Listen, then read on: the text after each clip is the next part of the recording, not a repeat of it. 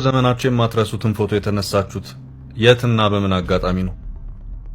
እነ ሰራዊት ፍቅሬ ይሄ ጥያቄ ቢቀርብላቸው በእርግጠኝነት ይሄን ጊዜ አስታውሶ ይሄን ፎቶ ማለታቸው አይቀርም። ሳምንቱን ሙሉ ሳር ቅጠሉ ፊንቴክ ይላል።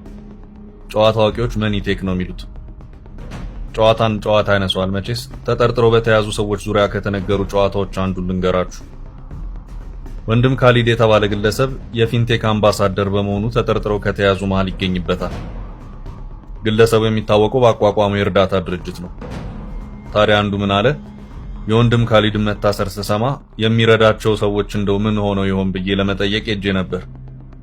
አንዱን ተረጃ አግኝቼ ስጠይቀው አሁን ነው እርዳታው በትክክል እየደረሰ ነው ያለው አለኝ ብሏል።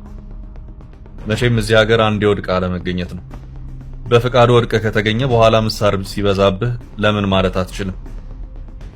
ተማምለን ነበር እንዳናንቀላፋ ተኝተሽ ተገኘሽ መተማመን ጠፋ እንዳለው ዘፋኙ ያመንከውን ሰው ወድቆ ያገኘው ዕለት በቃ በቃ። በተለይ ማህበራዊ ሚዲያው ጥሩ እንቅልፍ አያስተኛ።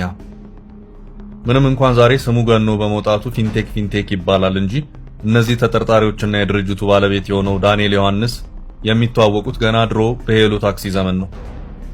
ያኔ እዚህ ድራማ ዋናው ተዋናይ ዳንኤል ዮሐንስ ሜሴንጀር ዳን በሚል ስም ነበር የሚታወቀው።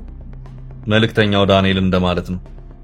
በእምነት ተቋም ውስጥ በቅጽል ስም አንዳንድ እዚህ ለመጫወት የማያመቹ እንቅስቃሴዎችን እያደረገ ሳለ የመንገድና ትራንስፖርት ባለስልጣን አሮጌ ላዳዎችን የማዘመን ሐሳብ ያመጣል። ይህ ሐሳብ ከቤተ እምነቱ ጨዋታ ይልቅ እንደሚያዋጣው ስላመነ ሜሴንጀር ዳንኤል ዮሐንስ ነኝ የምን መልእክት ነው ብሎ የመኪና ደላላ አስመጪ ሆነ።